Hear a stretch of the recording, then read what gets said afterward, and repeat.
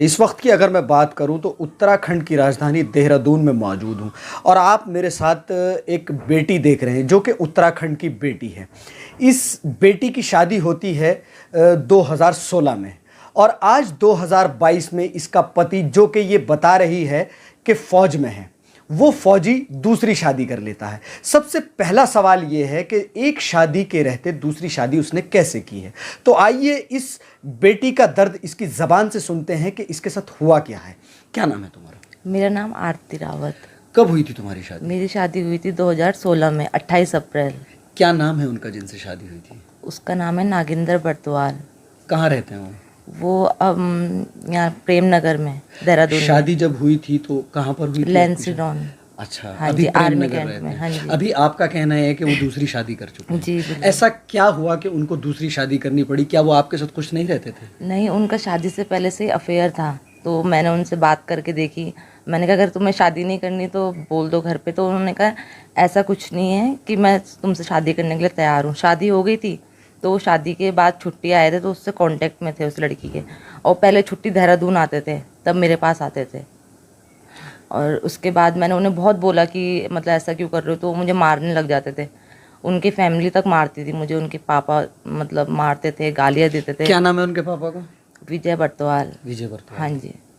और उनकी मम्मी भी? हाँ जी। और मेरे पे प्रूफ भी है, उस लड़के की फ़ोटो है शादी की मेरे पास। उस लड़की मतलब जो उसकी गर्लफ्रेंड थी, ये जो अब इन लोगों ने जी शादी जी की। हाँ जी, मेरे पे फ़ोटो भी है। तो देखने वाले दर्शकों से कहूंगा कि वीडियो को शेयर कर दें। एक पत्नी के रहते क्या दूसरी शादी करना जायज़ है? और आप देख सकते हैं तस्वीरों में ये बेटी हमारे साथ है। इसके चेहरे पे इसकी मासूमियत झलक रही है और इसके साथ ऐसा दुर्व्यवहार किया जाता है। अभी ये जाए तो जाए कहाँ? अभी आप क्या चाहती हैं? मैं चाहती हूँ उसे नौकरी से बर्खास्त किया जाए, क्योंकि जिस तरह से मैं रो रही हूँ इतने सालों से, मैं चाहती हूँ वो भी रोए।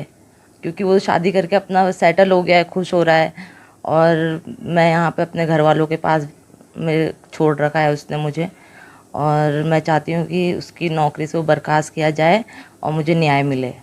तो लगातार आप देख ही रहे हैं, इस बेटी की डिमांड सिर्फ इतनी है कि उसको नौकरी से बर्खास्त किया जाए। और नौकरी से भी बर्खास्त इसलिए किया जाए कि वो फ़ौज में है और मौज में भी है, क्योंकि दूसरी शादी कर चुका है।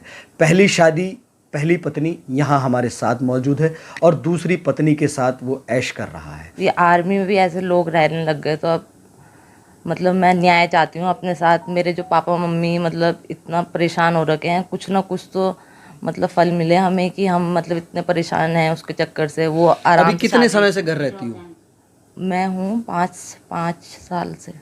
5 साल से घर रहती हैं हाँ आप? जी। यानी कि 2016 में आपकी शादी होती है, 6 साल आपकी शादी को हो गए हैं, 1 साल आप उनके साथ रहेंगी। हाँ जी। तो देखने वाले दर्शकों से फिर से कहूँगा कि ये वो उत्तराखंड की बेटी है जिसकी 6 साल पहले शादी होती है और मात्र 1 साल के अंदर वो, जिसको फौजी बताया जा रहा है, इसके जो पति हैं वो रंग दिखाना शुरू करते हैं। और लगातार 5 साल से ये बेटी अपने घर पे है। किस तरह से इसके गरीब माँ बाप ने इसकी शादी की है और बताया जा रहा है कि एक दुकान को बेचकर इसको दहेज, दान, दक्षिणा जो भी दिया था, लेकिन फिर भी प्रताड़ित है और हर जगह से जो है इंसाफ की गुहार लगा रही है। मैं चाहती हूँ बस मुझे न्याय मिले। किस तरह का न्याय चाहती हैं आप?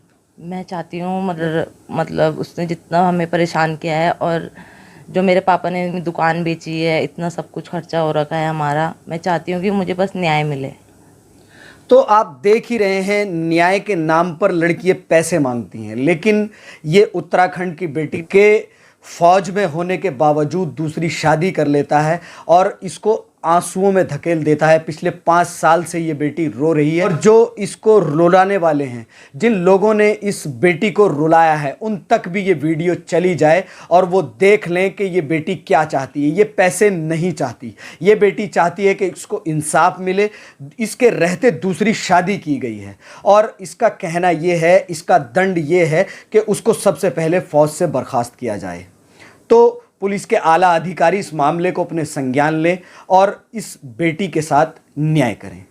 हमारे साथ उस बेटी के पिताजी भी हैं, आइए उनसे भी बात करते हैं कि वो क्या समझते हैं और क्या महसूस करते हैं इन 5 सालों में। जैसा कि 2016 में उन्होंने अपनी बेटी की शादी की और 5 साल से वो बेटी इनके घर पे रह रही है। क्या नाम है सर आपका? सर मेरा नाम सुरेंद्र सिंह रावत है। जैसा कि 5 साल से आपकी बेटी आपके घर पे रह रही है, तो फिर आपने शादी की थी तो किन अरमानों से आपने शादी की थी बेटी से? सर हर कोई चाहता है कि मतलब हमारी लड़की अच्छी खाए और अच्छा रहे, मगर हमें क्या पता कि इसने हमारे साथ ऐसा धोखा देगा ये। इसने उस टाइम तो हमें बोला कि मुझे कुछ नहीं चाहिए, दहेज दूज कुछ नहीं चाहिए, मेरे को केवल तुम लड़की दे दो, मैं वहाँ किराए में रहता हूँ, तुम दहेज दोगे तो मैं कहाँ रखूँगा। तो हमने चलो जैसे भी इन्होंने बोला हमने सारा इसकी वो करा है कि नहीं। अब इसने हमारे साथ मतलब एकदम छल किया है। तो मैं चाहता हूँ कि मेरी लड़की को न्याय मिल जाए। और लड़की 5 साल हो गई लड़की को मेरी यहाँ पे, है कि नहीं। अब लड़की का भविष्य का क्या होगा, हम तो ऐसी सोच के हम खुद अब ज़िंदगी से परेशान हो गए। अब आप भी बोलो कि हम तो क्या। पुलिस के आला अधिकारियों से क्या चाहते हैं आपके? बस हम यही चाहते हैं कि हमें न्याय मिले। बस हम चाहते हैं कि लड़का नौकरी से बर्खास्त हो जाए। तो लगातार आप देख ही रहे हैं, जहां पर उस बेटी का ये कहना है कि मेरे पति ने मेरे साथ छल किया है और मेरे रहते दूसरी शादी की है तो उसको नौकरी से बर्खास्त किया जाए। वहीं पर एक पिता का भी यही कहना है कि उसको नौकरी से बर्खास्त किया जाए, क्योंकि एक छल हुआ है, एक फ़रेब हुआ है और फ़रेब छोटा नहीं है। एक बेटी की ज़िंदगी दांव पर लगी है। 5 साल से वो बेटी अपने घर है। तो देखने वाले दर्शकों से कहूँगा वीडियो को शेयर कर दें ताकि आमजन लोगों तक ये पूरी घटना पहुँच जाए। तो जहाँ पर उस बेटी के पिताजी ने अपना दुख बयां किया है, वहीं पर उस बेटी की माताजी भी हमारे साथ मौजूद हैं, जिन्होंने बड़े अरमानों से अपनी बेटी की शादी की थी 2016 में, और आज 5 साल से वो बेटी इनके घर पर रह रही है। तो ये क्या महसूस करते हैं और ये क्या चाहते हैं, आइए इनसे भी बात करते हैं। मैम, क्या नाम है आपका? मीना रावत। क्या चाहते हैं आप, जैसे आपकी बेटी? बस मेरी बेटी को न्याय मिले और उसकी नौकरी से बर्खास्त कर दिया जाए उसे। और मुख्यमंत्री से मेरी निवेदन है कि बस हमें उसको न्याय दो, जैसे हमें उसे खून के आंसू रुलाए उसको भी रोना पड़े बस। दोस्तों, एक माँ के आंसू ज़ाया नहीं जाने चाहिए, इसीलिए कह रहा हूँ कि वीडियो को शेयर कर दें ताकि माननीय मुख्यमंत्री श्री पुष्कर सिंह धामी जी तक ये वीडियो पहुँच जाए और डीजीपी अशोक कुमार जी तक ये वीडियो पहुँच जाए और उनका इस मामले में संज्ञान हो जाए कि किस तरह से लोग प्रताड़ित किए जा रहे हैं और किस तरह से प्रताड़नाएँ सामने आ रही हैं। 2016 में एक बेटी की शादी होती है, 1 साल उसको परिवार में रखा जाता है और 5 साल तक उसको उसके परिवार को सुपुर्द कर दिया जाता है। और वो बेटी और वो माता और वो पिता लगातार आपने तस्वीरों में देखा किस तरह से रो रहे हैं और क्या वो मांग कर